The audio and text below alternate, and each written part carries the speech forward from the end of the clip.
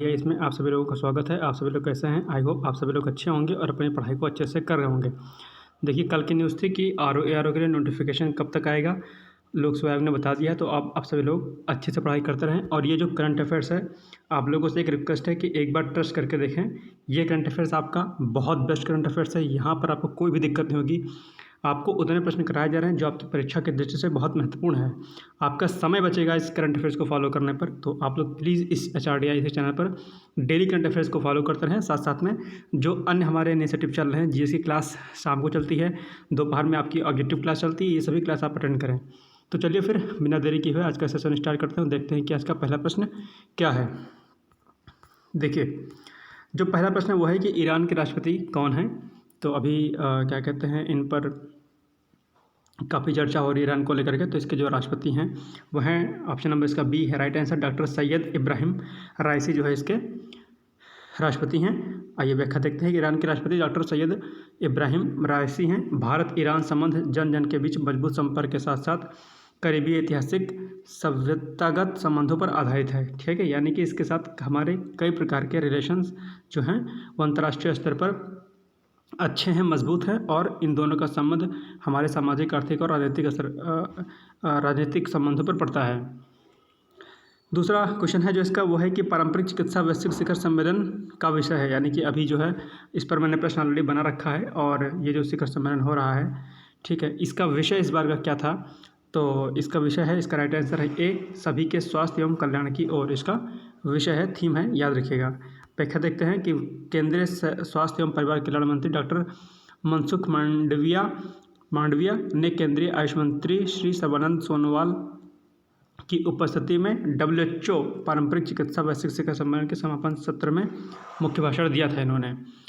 और इन्होंने पारंपरिक जो चिकित्सा प्रणाली होती है उसके ऊपर बहुत सारी बातें बताई। और इस पर अंतर्राष्ट्रीय स्तर पर जो वैश्विक शिखर सम्मेलन हो रहा है, इससे पारंपरिक चिकित्सा, जो भारत की पारंपरिक चिकित्सा है, उसको बढ़ावा मिलेगा और वैश्विक स्तर पर भारत की छवि जो है और मजबूत होगी।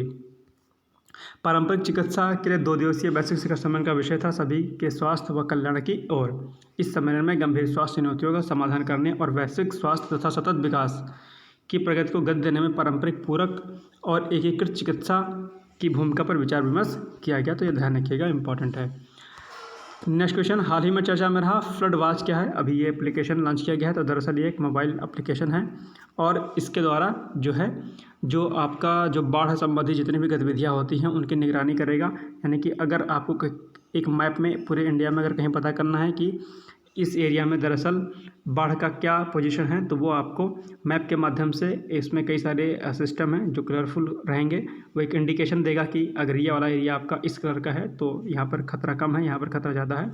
तो एक प्रकार का ये एप्लीकेशन है, बहुत अच्छा इनिशिएटिव स्टार्ट किया गया है। आइए इसकी व्याख्या देखते हैं। फ्लड वॉच एक प्रकार का मोबाइल एप्लीकेशन है जो कि देश भर में बाढ़ संबंधी जानकारी प्रदान करेगा। ठीक, यानी कि आप एक जगह बैठे अपने फ़ोन से, इस एप्लीकेशन के माध्यम से आप जान पाएंगे कहाँ पे बाढ़ की स्थिति क्या है। चलिए क्वेश्चन नंबर 4, हाल ही में मैटी केला को GI टैग प्रदान किया गया है। ये किस तरह से संबंधित है? इसका जो राइट आंसर है वो है ऑप्शन नंबर सी, तमिलनाडु में मैटी केला को GI टैग प्रदान किया गया। यानी कि इससे भौगोलिक संकेतक भी बोलते हैं GI टैग को। व्याख्या है कि तमिलनाडु के कन्याकुमारी जिले के अंतर्गत मैटी केला को उसके खास विशेषता और गुणों के कारण GI टैग प्रदान किया गया है। और ये कई जो मैटी केला होते हैं, देखो एक जो नॉर्मल बनाना होता है केला होता है वो येलो या ग्रीन कलर का होगा, लेकिन ये कई कलर में होते हैं। ठीक है, रेड कलर में, ग्रीन कलर में, ठीक है, ऑरेंज कलर में। तो ये इनकी जो विशेषता और इनके गुण काफ़ी ज़्यादा अच्छे हैं, इसलिए इसको GI टैग प्रदान किया गया है मैटी केला को। नेक्स्ट क्वेश्चन, मदन लाल ढींगरा कि हाल ही में कौन सी पुण्यतिथि मनाई जा रही है। मदन लाल ढींगरा को आपने हिस्ट्री में पढ़ा होगा, अगर आपने मॉडर्न हिस्ट्री पढ़ा होगा तो ये मदन लाल ढींगरा बहुत बड़े क्रांतिकारी थे। भारत देश की आज़ादी में इनका बहुत बड़ा योगदान है। अभी इनकी जो है 114वीं यानी कि 114वीं पुण्यतिथि मनाई जा रही है। आइए व्याख्या देखते हैं कि मदन लाल ढींगरा एक भारतीय क्रांतिकारी थे। इनकी इस साल इनकी 114वीं पुण्यतिथि मनाई जा रही है। करजन वाइली, ठीक, अंग्रेज थे एक, इनकी हत्या के आरोप में 24 साल की उम्र में इनको फांसी दे दी गई थी। तो ये क्वेश्चन पूछ सकता है कि किसकी हत्या के आरोप में, तो करजन वाइली के आरोप में, हत्या के आरोप में। और पुण्यतिथि कौन सी याद रखनी है आपको? 114वीं याद रखनी है। उनके इस बलिदान को याद करने के लिए अमृतसर के गोलबाग में एक स्मारक भी बनाया जा रहा है, तो जो कि बनाया जा चुका है ऑलरेडी। तो ये अभी आपसे पूछ सकता है क्वेश्चन कि कहाँ पर इनका स्मारक बनाया जा रहा है। नेक्स्ट क्वेश्चन है कि टिटिकाका झील, ये अभी चर्चा में है काफ़ी ज़्यादा। तो टिटिकाका झील अभी चर्चा में है, ये कहाँ पर स्थित है? दक्षिण अमेरिका में ये आपकी टिटिकाका झील स्थित है। आइए इसकी व्याख्या देखते हैं। और ये बोलीविया और पेरू की जो है सीमा रेखा पर स्थित है। तो टिटिकाका झील दक्षिण अमेरिका की सबसे पुरानी झीलों में से एक है। जलवायु परिवर्तन के कारण यह अपने जो उसका जो न्यूनतम जलस्तर होता है, यानी कि अगर एक पॉइंट है कि हाँ यहाँ पर इस रेखा पर आकर के इसका न्यूनतम जलस्तर हो जाएगा, तो इस न्यूनतम जलस्तर से ये केवल और केवल बस 10 इंच ही दूर है। यानी कि अगर इस न्यूनतम स्तर तक पहुँच जाएगा तो समझ लीजिए कि नदी खत्म के बराबर है, ना के बराबर हो जाएगी। जलवायु परिवर्तन एक बहुत बड़ा मुद्दा है। भारत में भी नदियों की स्थिति कुछ खराब है। कई सारी जो नदियाँ सूख चुकी है ऑलरेडी इन्हीं जलवायु परिवर्तन के कारण। तो जलवायु परिवर्तन यानी क्लाइमेट चेंज एक बहुत बड़ा मुद्दा रहता है हमेशा। नेक्स्ट क्वेश्चन, निम्नलिखित में से किसकी जयंती पराक्रम दिवस के रूप में मनाई जाती है? बहुत इंपॉर्टेंट क्वेश्चन है, आपको अक्सर आपने कई सारे एग्जाम में देखा होगा। तो ये जयंती जो है सुभाष चंद्र बोस जी की जयंती पराक्रम दिवस के रूप में मनाई जाती है।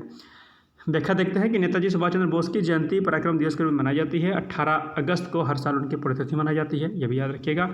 इनके राजनीतिक गुरु कौन थे? चित्तरंजन दास थे, ध्यान रखिएगा। उन्होंने एक पार्टी कौन सी बनाई थी? फॉरवर्ड ब्लॉक बनाई थी, ध्यान रखिएगा।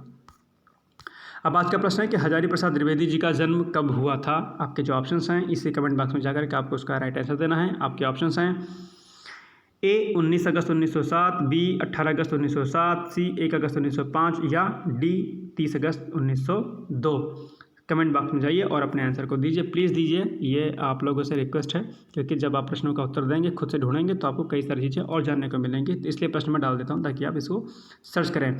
कल का प्रश्न जो हमने आपसे किया था, पूछा था कि हाल ही में डॉक्टर वी.एस. अरुणाचलम का निधन हो गया है, और ये कौन थे, या फिर ये कहे कि इनका निधन कब हुआ? तो 16 अगस्त 2023 को हो गया। ये पूर्व DRDO के अध्यक्ष भी रहे हैं, ध्यान रखिएगा। तो ये आज का प्रश्न हो गया, और आप लोगों से रिक्वेस्ट है कि चैनल को प्लीज़ लाइक शेयर सब्सक्राइब कर दें। इनिशिएटिव जो हमने बता रखा आपको कौन कौन से चलते हैं हमारे इनिशिएटिव जो चलता है मॉर्निंग में डेली आपकी करंट अफेयर्स चलती है।